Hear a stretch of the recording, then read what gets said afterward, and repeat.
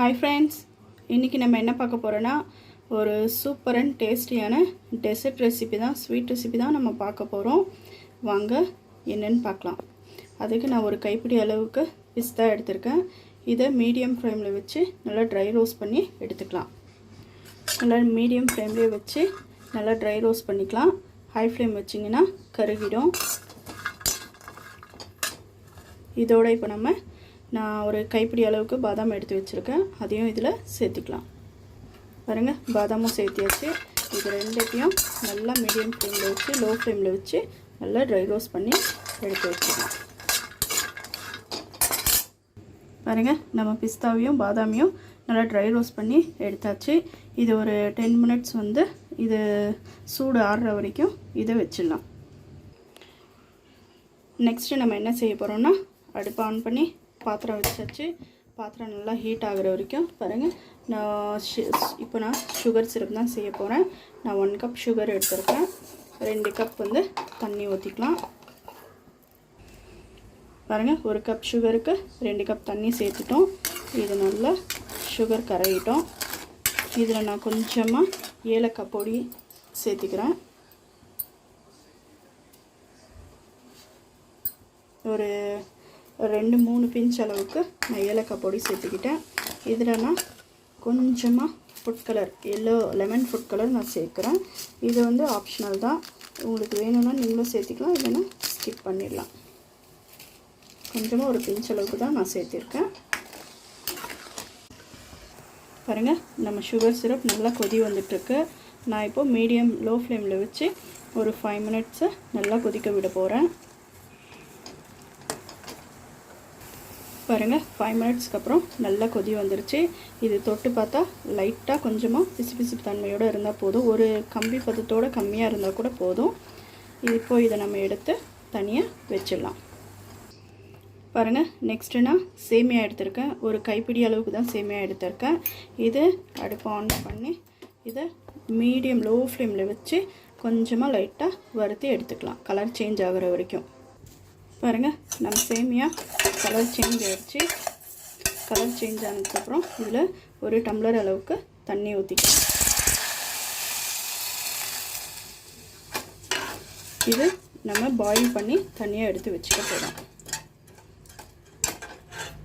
பாருங்கள், நம்ம சேமியா பாயில் ஆகிற வரைக்கும் இது நம்ம ட்ரை ரோஸ்ட் பண்ணி வச்சுருந்தோம் இல்லையா, பாதாம் பிஸ்தா, இது ரெண்டுத்தையும் நல்லா குறப்பாக மிக்ஸி ஜாரில் போட்டு அரைச்சி எடுத்துக்கலாம். ரொம்ப பேஸ்ட் மாதிரி பண்ணாதீங்க, கொஞ்சம் குறப்பாக இருந்தால் போதும். பாருங்கள், நம்ம ட்ரை ஃப்ரூட்ஸ் இது மிக்ஸி ஜாரில் போட்டு நல்லா குறப்பாக அரைச்சி எடுத்துக்கிட்டோம். இப்போ நம்ம சேமியா வெந்துருச்சான்னு பார்க்கலாம். பாருங்கள், நம்ம சேமியா இன்னும் பாயில் ஆகிக்கிட்டே இருக்குது. இது வெந்துருச்சான்னு பார்க்கலாம். பாருங்கள், நம்ம சேமியா பாயில் ஆகிடுச்சு. பாருங்கள், ஃபில்டர் பண்ணி எடுத்துகிட்டு நான் கோல்ட் வாட்டரில் போட்டுக்கிட்டேன். இப்போ இது ஒரு பக்கமாக இருக்கட்டும். நெக்ஸ்ட்டு நம்ம என்ன செய்யலான்னு பார்க்கலாம். பாருங்கள், இன்றைக்கி நான் நல்லா திக்கான பால் 1/2 லிட்டர் பால் எடுத்திருக்கேன். பாருங்கள், அடுப்பு ஆன் பண்ணி பாத்திரம் வச்சாச்சு. இதில் நம்மளோட 1/2 லிட்டர் மில்க்கை இதில் சேர்த்திக்கலாம். பாருங்கள், நம்ம மில்க்கு நல்லா பாயில் ஆகிட்டுருக்கு. நெக்ஸ்ட்டு நம்ம இதில் என்னென்ன சேர்க்க போகிறோன்னு பார்க்கலாம். பாருங்கள், நான் 2 டீஸ்பூன் கார்ன்ஃப்ளவர் மாவு எடுத்திருக்கேன். இன்னும் 2 டீஸ்பூன் மில்க் பவுடர் எடுத்திருக்கேன். அப்புறம் மில்க் மெய்டு நான் ஒரு 2-3 டீஸ்பூன் அளவுக்கு நான் சேர்த்திக்க போகிறேன். அப்புறமா மில்கி மிஸ்ட் ஃப்ரெஷ் க்ரீமு கொஞ்சமாக சேர்த்திக்க போகிறேன். நம்ம மில்க்கு நல்லா பாயில் ஆகிடுச்சு. இதில் இப்போ நம்ம ஒவ்வொன்றா கட்டி இல்லாமல் நல்லா மீடியம் லோ ஃப்ளேமில் வச்சு நல்லா கரைச்சி எடுத்துக்கலாம். பாருங்கள், நான் ஃபஸ்ட்டு கார்ன்ஃப்ளவர் மாவு சேர்த்திக்கிறேன். சேர்த்திக்கிட்ட உடனே நல்லா கிளறி விட்டுறணும், இல்லைன்னா கட்டியாக ஆகிடும். பாருங்கள், இதில் நம்ம கார்ன்ஃப்ளவர் பவுடரும் ஆட் பண்ணிக்கிட்டோம், மில்க் பவுடரும் ஆட் பண்ணிக்கிட்டோம். அதுக்கப்புறம் பாருங்கள், நம்ம மில்க் மேடும் ஆட் பண்ணிக்க போகிறோம். நம்மளோட மில்க் மேடும் போட்டாச்சு. அதுக்கு இது நல்லா திக் கன்சிஸ்டன்சியாக வர அளவுக்கு நம்ம இதை நல்லா கிளறி விட்டுக்கிட்டே இருக்கணும். பாருங்கள், நான் ஃப்ரெஷ் க்ரீமையும் ஒரு 2 டீஸ்பூன் நான் சேர்த்துக்கிட்டேன்.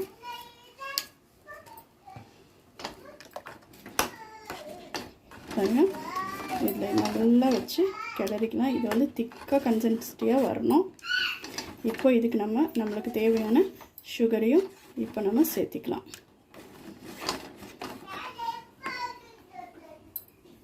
இதில் நம்ம ஒரு 4-5 டீஸ்பூன் வந்து சுகர் சேர்த்துக்கலாம்.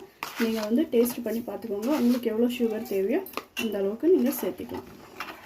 இதை வந்து நல்லா கிளறிக்கிட்டே இருக்கணும், இல்லைன்னா அடி பிடிச்சிடும். இப்போ நம்ம ட்ரை ரோஸ்ட் பண்ணி மிக்ஸி ஜாரில் போட்டு அடித்து வச்சுருக்கோம் இல்லையா, அதையும் இதில் வந்து நட்ஸு இதில் கொஞ்சம் சேர்த்துக்கலாம்.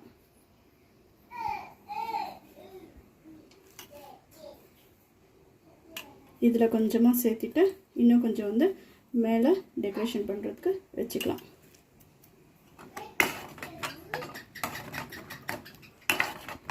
இது நல்லா க்ரீமி டெக்ஸ்சரில் வரணும். அது வரைக்கும் நம்ம இதை நல்லா கிளறி விட்டுக்கிட்டே இருக்கணும்.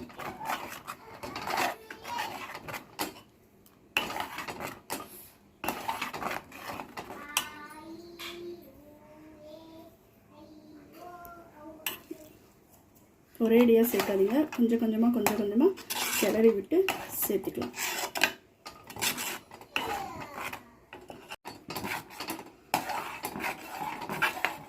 இதில் கொஞ்சமாக ஒரு சிட்டிகை அளவுக்கு ஆல்ரெடி நம்ம வந்து நம்மளோட சுகர் சிரப்லேயும் நம்ம வந்து ஏலக்காய் பொடி போட்டிருக்கோம். இதுலேயும் கொஞ்சமாக ஒரு பிஞ்ச் அளவுக்கு ஏலக்காய் பொடி சேர்த்துக்கலாம்.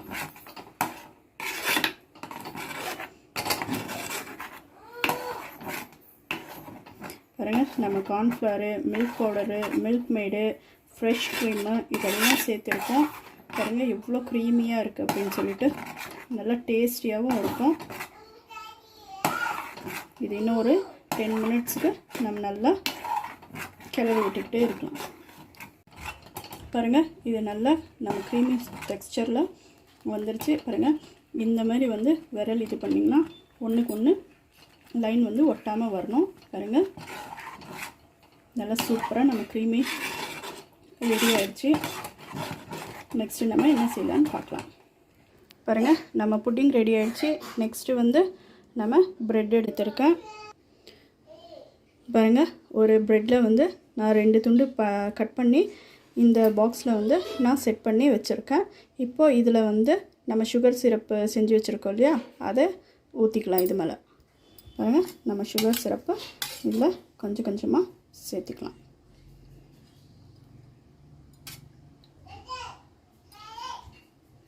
இது வந்து ஒவ்வொரு லேயராக சேர்க்க போகிறோம் நம்ம. அதனால் நல்லா சுகர் சிரப் வந்து நல்லா இது மேலே வந்து நல்லா ஊறுற மாதிரி போட்டு வச்சுக்கலாம்.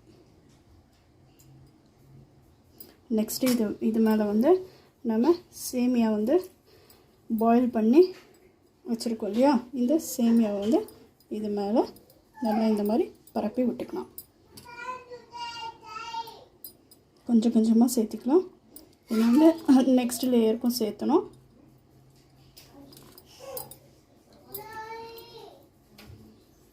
நெக்ஸ்ட்டு நம்ம புட்டிங் சேர்த்து வச்சுருக்கோம் இல்லையா, அதையும் இது மேலே சேர்த்திக்கலாம். பாருங்கள், நம்ம புட்டிங்கும் இது மேலே சேர்த்தியாச்சு. இப்போ மறுபடியும் சேம் அதே மாதிரி தான்.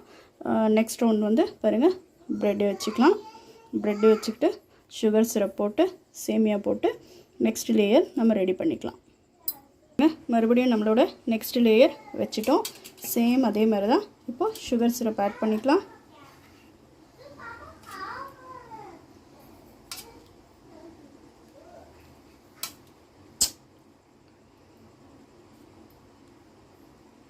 சுகர் சிரப் ஆட் பண்ணியாச்சு.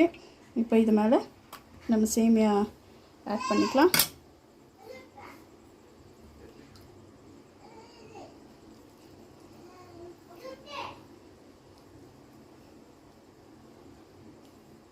நெக்ஸ்ட்டு புட்டிங் சேர்த்திக்கலாம். சேம் இதே மாதிரி தான். உங்கள்கிட்ட எவ்வளோ இருக்குதோ அந்த லேயர் அவ்வளோவுக்கு நம்ம லேயர் சேர்த்துக்கலாம்.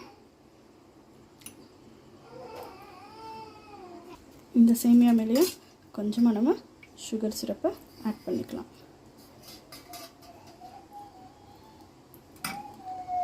பாருங்கள், நம்மளோட லேயரை வந்து நம்ம செட் பண்ணியாச்சு. இப்போ இது மேலே வந்து நான் நட்ஸு கிரைண்ட் பண்ணி வச்சுருக்கோம் இல்லையா, அதை இது மேலே தூரல் மாதிரி போட்டு விட்டுக்கலாம். பாருங்கள், நம்மளோட டெசர்ட் ரெசிபி ஸ்வீட் ரெசிபி எவ்வளோ சூப்பராக ரெடியாக இருக்குது அப்படின்னு சொல்லிட்டு இதை நம்ம இப்போது ஒரு 2 ஹவர்ஸ் வரைக்கும் வந்து நம்ம ஃப்ரிட்ஜில் வச்சிடலாம். கூல் ஆனதுக்கப்புறம் இது நல்லா செட் ஆகிடும். அதுக்கப்புறம் டேஸ்ட் பண்ணி பார்க்கலாம் எப்படி இருக்குதுன்னு சொல்லிட்டு. பாருங்கள், ஒரு 2 மணி நேரம் ஃப்ரீசரில் வச்சு ஃப்ரீஸ் பண்ணி பாருங்கள் எவ்வளோ சூப்பராக செட் ஆகிருக்கு. நம்மளோட டேஸ்டியான டெசர்ட் ஸ்வீட் ரெசிபி ரெடி ஆகிடுச்சு. வீட்டில் நீங்களும் இதை ட்ரை பண்ணி பாருங்கள். ட்ரை பண்ணி பார்த்துட்டு எப்படி இருந்தது அப்படின்னு சொல்லிட்டு கமெண்ட் பண்ணுங்கள். மறக்காமல் லைக் அண்ட் சப்ஸ்கிரைப் பண்ணுங்கள். தேங்க்யூ.